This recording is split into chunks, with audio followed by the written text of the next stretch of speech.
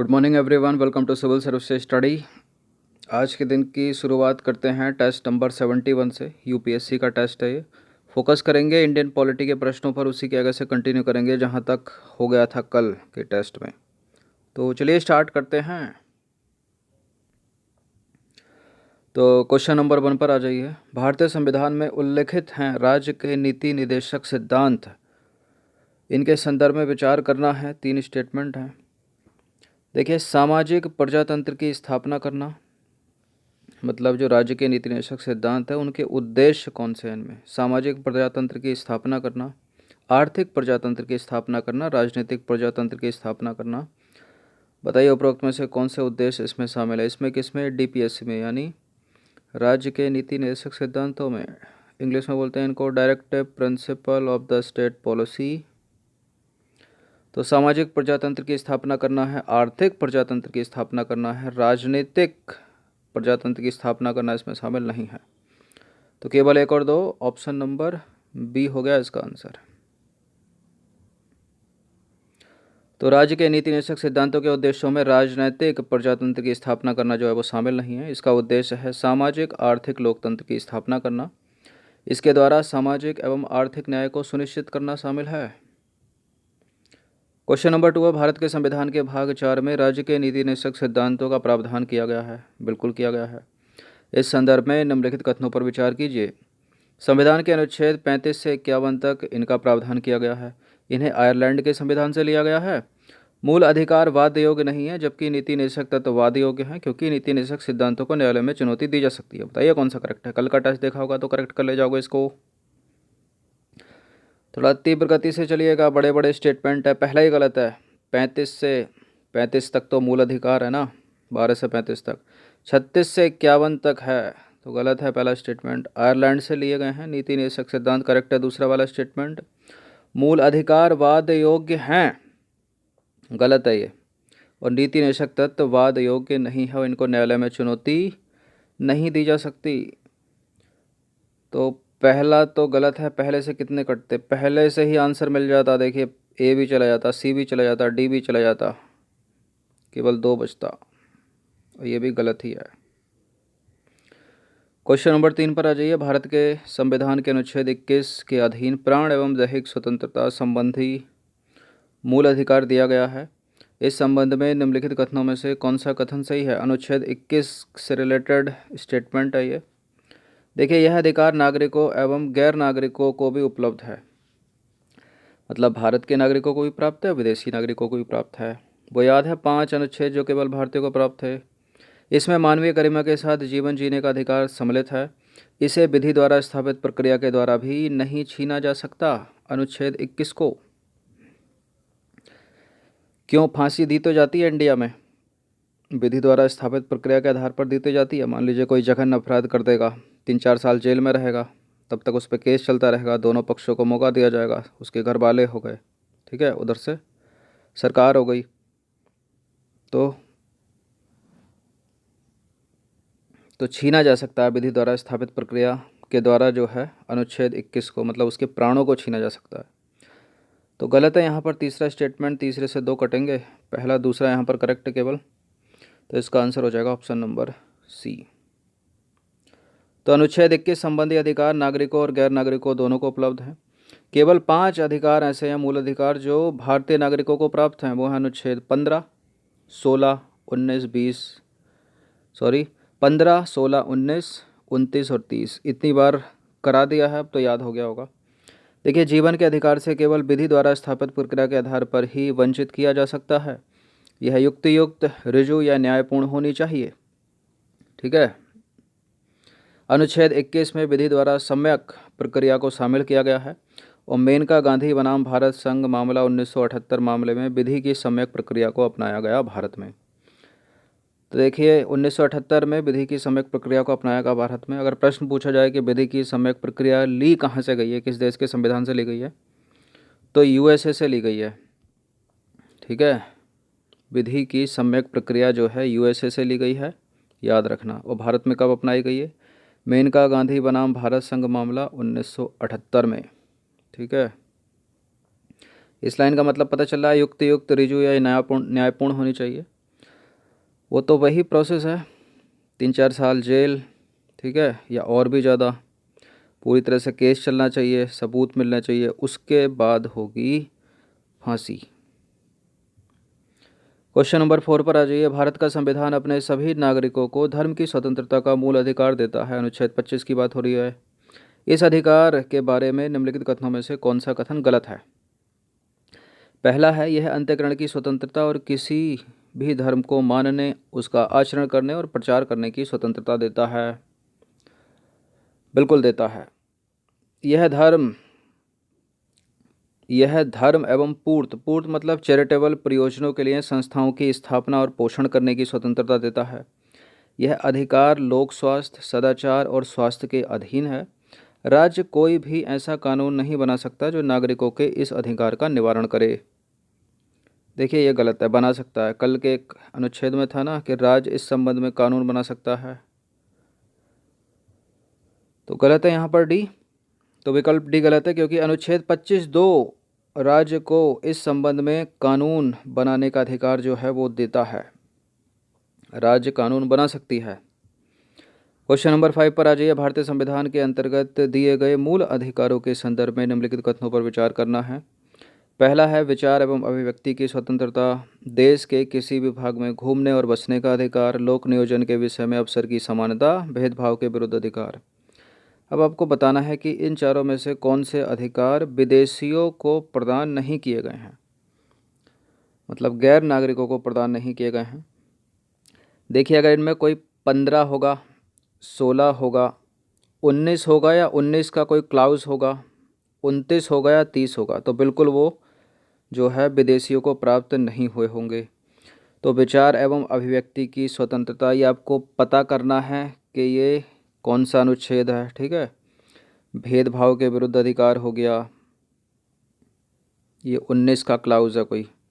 लोक नियोजन के विषय में अवसर की समानता, ये अनुच्छेद 16 है, तो ये भी प्राप्त नहीं है विदेशियों को।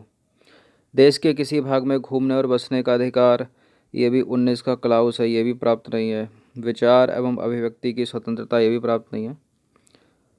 तो सारे के सारे प्राप्त नहीं है, तो डी हो गया 1 2 3 4, ठीक है। तो ये हैं, देखिए, भारतीय संविधान में 5 मूल अधिकार गैर नागरिकों को प्राप्त नहीं हैं। वो है अनुच्छेद 15 यानी विभेद के विरुद्ध अधिकार, ठीक है। अनुच्छेद 15 विभेद के विरुद्ध अधिकार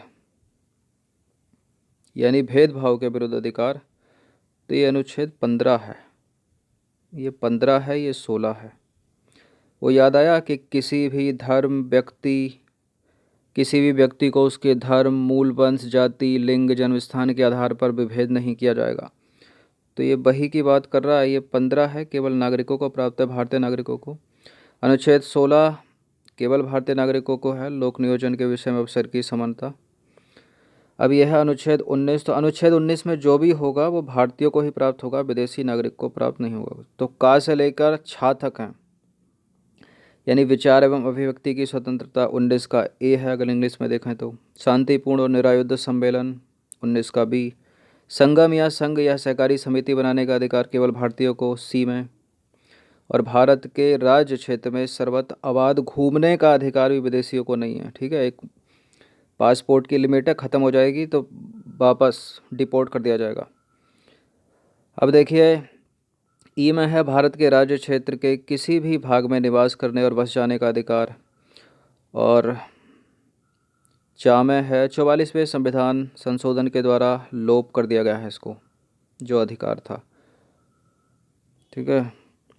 अब देखिए, कोई वृत्ति, उपजीविका, व्यापार या कारोबार करने का अधिकार, एक तरह से देखा जाए तो संपत्ति अर्जित करने का अधिकार भी नहीं है विदेशियों को।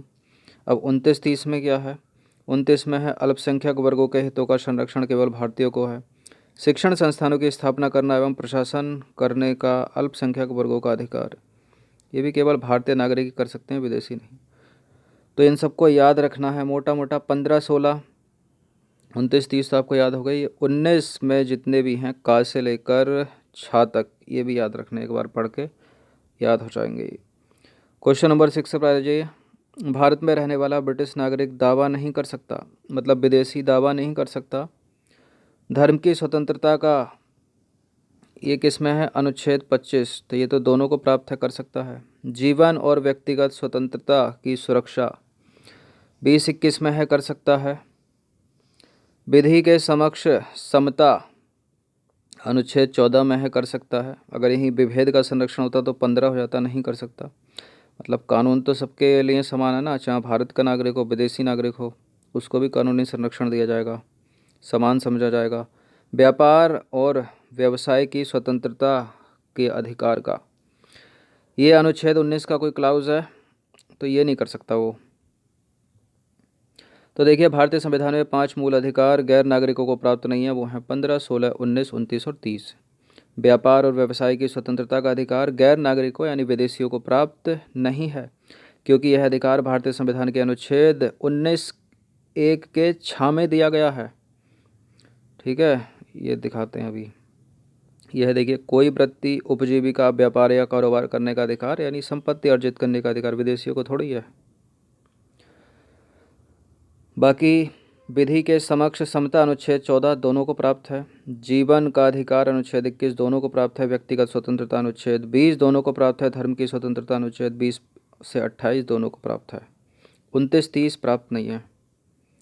क्वेश्चन नंबर 7 पर आ जाइए। भारतीय संविधान में मूल अधिकारों के विषय में निम्नलिखित कथनों पर विचार करना है। 5 स्टेटमेंट और बताना है कि उपरोक्त में से कौन से मूल अधिकार राष्ट्रीय आपातकाल में भी सीमित या समाप्त नहीं किए जा सकते। राष्ट्रीय आपातकाल लग गया, मान लीजिए, कौन कौन सा समाप्त हो जाएगा इसमें? पहले उन्हें निकाल लेते हैं, तो जो नहीं किए जा सकते वो अपने आप निकल जाएंगे। देश के किसी भाग में निवास तथा बसने की स्वतंत्रता, ये आपकी समाप्त की जा सकती है आपातकाल के समय। ठीक है।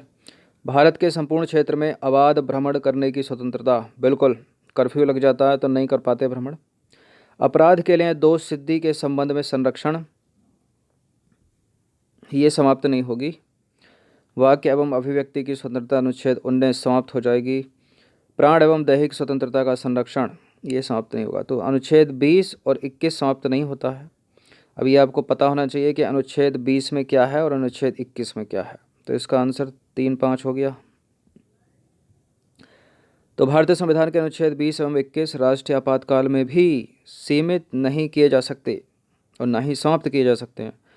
अब अनुच्छेद 20 में क्या है पता होना चाहिए, 21 में क्या है पता होना चाहिए।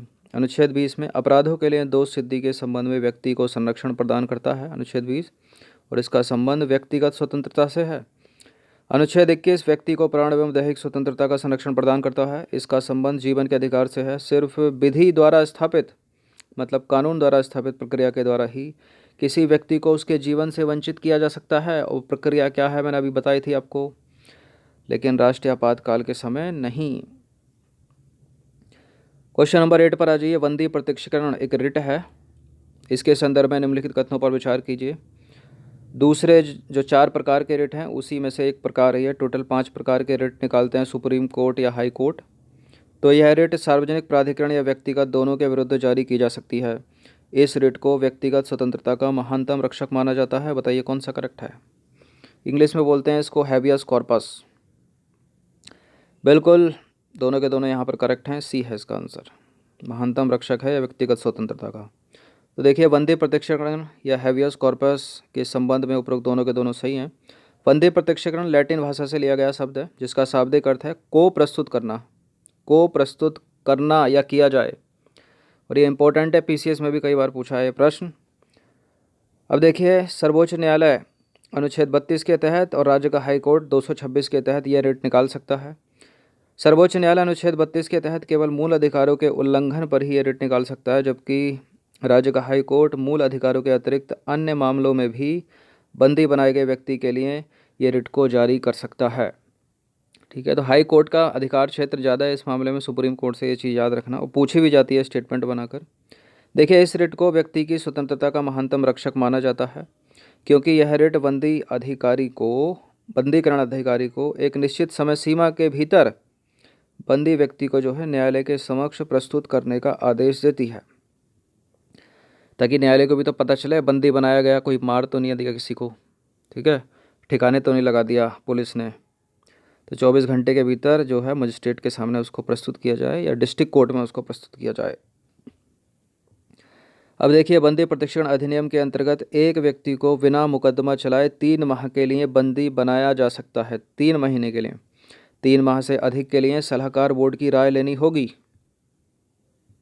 तो 3 महीने तक नज़रबंद कर सकते हो। क्वेश्चन नंबर 9 पर आ जाइए। अनुसूचित जाति एवं अनुसूचित जनजातियां अत्याचार निवारण अधिनियम 1989 को निम्नलिखित में से कौन से मूल अधिकारों को प्रभावी करने के लिए के रूप में देखा जा सकता है? बताइए। विधि के समक्ष समानता, अनुच्छेद 14। धर्म की स्वतंत्रता का अधिकार, अनुच्छेद 25। अस्पृश्यता का अंत, 17। और विभेद के विरुद्ध अधिकार है 15। ठीक है, मतलब किसी के धर्म, जाति, मूल वंश, जन्म स्थान के आधार पर विभेद नहीं किया जा सकता। तो किन किन को देखा जा सकता है? विधि के समक्ष समानता, ठीक है, इसको देखा जा सकता है 14 को, मतलब सबकी समान रहनी चाहिए। कोई अमीर हो, गरीब हो, किसी का लिंग, ठीक है, लिंग के आधार पर हो गई, उसकी जाति के आधार पर हो गई, धर्म के आधार पर हो गई। तो 14 है और ये 15 भी इसमें शामिल है। अस्पृश्यता का अंत 17 तो है ही है। तो 1, 3, 4 कई ऑप्शन में धर्म की स्वतंत्रता अनुच्छेद 25 को इसमें शामिल नहीं किया गया है। एक प्रिंटिंग मिस्टेक हो गई यहाँ पर, यहाँ 4 होना चाहिए। ठीक है, तो सी हो जाएगा इसका आंसर। तो देखिए, चौथा वाला गलत है, क्योंकि यह जो अधिनियम है, कौन सा अधिनियम?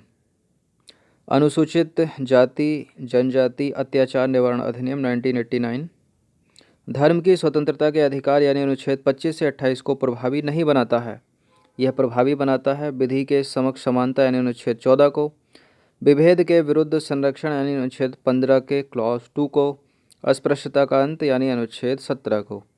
देखिए, भारत के संविधान का अनुच्छेद 35 याद रखना, संसद को यह शक्ति प्रदान करता है कि वह अनुच्छेद 17 में अस्पृश्यता के अंत के संबंध में कानून जो है वो बना सकती है। और इस अनुच्छेद के अनुसार और भी कानून बनाए हैं भारत की संसद ने। ठीक है, जैसे कारखाना अधिनियम हो गया। अभी आगे मिलेगा प्रश्न। क्वेश्चन नंबर 10 पर आ जाइए। अंतिम प्रश्न है, भारत में 14 वर्ष से कम आयु वर्ग के बालकों को किसी कारखाने या खान में काम करने के लिए नियोजन पर रोक है। यह रोक लगाई गई है भारत के संविधान द्वारा, सर्वोच्च न्यायालय के निर्णय द्वारा। बताइए कौन सा करेक्ट है? पहला ही करेक्ट लग रहा है इसमें तो। ठीक है, अनुच्छेद 24 में प्रावधान है इसका। लेकिन सर्वोच्च न्यायालय ने भी एक निर्णय में कहा था, और संसद ने भी तो लगाई है। अगर एक ऑप्शन होता ना संसद, तो वो भी होता, तीनों सही होते। फिलहाल 3 है नहीं, 2 हैं, तो दोनों सही हैं। तो देखिए, उपरोक्त दोनों के दोनों करेक्ट है। संविधान के अनुच्छेद 24 में यह प्रावधान है कि 14 वर्ष से कम आयु के किसी बालक को किसी कारखाने या खान में काम करने के लिए नियोजन नहीं किया जाएगा या किसी अन्य जोखिम भरे उद्योग में नहीं लगाया जाएगा। MC मेहता बनाम तमिलनाडु राज्य मामला 1996 में सुप्रीम कोर्ट ने निर्णय दिया कि 14 वर्ष से कम आयु के बालकों को किसी जोखिम भरे खान या कारखाने में नियोजित नहीं किया जाएगा। कौन सा मामला? 1996। ठीक है, और अनुच्छेद 24 तो है ही है। अब देखिए, संयुक्त राष्ट्र का चार्टर है, वो भी बाल श्रम का निषेध करता है। संयुक्त राष्ट्र संघ के चार्टर में भी बाल श्रम का निषेध जो है वो किया गया है। अब संसद क्या करती है? देखिए, भारतीय संविधान के अनुच्छेद 35 के तहत इस संबंध में संसद ने भी कानून बनाए हैं।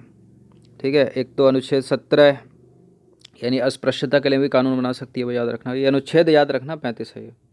अब देखिए, बाल नियोजन अधिनियम 1938 बनाया संसद ने, कारखाना अधिनियम बनाया 1948 का, बाल श्रम प्रतिषेध एवं विनियमन अधिनियम बनाया 1986 का, खान अधिनियम बनाया संसद ने 1952, शिशु अधिनियम बनाया 1960। तो ये सब अधिनियम बनाए गए। अच्छा, ये आंकड़े अगर याद रह जाएं क्लासरूम तक और मुख्य परीक्षा में प्रश्न पूछा जाए तो इनको लिख आओ, तो बड़े उत्तम नंबर मिलेंगे। ठीक है, 15 में से कम 8 तक दे देगा और 10 में से 6 तक दे देगा और बेड़ा पार हो जाएगा। लेकिन मुद्दा यह है कि बार बार याद करके इनको याद रखे जाएं ये। ठीक है, प्रीलिम्स के लिए भी इम्पोर्टेंट है, और इम्पोर्टेंट है ये तो किसी भी अधिकतर प्रश्न में जो है इनको घुसा सकते हैं आवश्यकता के अनुसार। तो 10 प्रश्न थे इम्पोर्टेंट, अच्छे से इनकी प्रैक्टिस कम से कम 2 बार कर लीजिएगा। धन्यवाद। आप एक लाइक कर सकते हो। ठीक है। अच्छा, कुछ कमेंट ऐसे आते हैं कि 2020 का सिलेबस पूरा नहीं हुआ, तो 2020 का पेपर तो हो गया, अब वो दोबारा लौट कर तो आएगा नहीं। कुछ कमेंट ऐसे आए हैं जो ये कहते हैं कि सर आपसे 2020 का सिलेबस पूरा नहीं हुआ, तो 2020 तो गया, खेल ख़त्म, उसका प्रीलिम्स हो गया, उसका बात ख़त्म। अब 21 की सोचो ना, पुराने पेपर पढ़ोगे, पुराना स्टैटिक, ठीक है, उसका जीएस देख लेना एक दो बार, लेकिन अब इसकी सोचो, 21 वाले की सोचो। तो ऐसे कमेंट आते रहते हैं कुछ फालतू के। चलिए, धन्यवाद।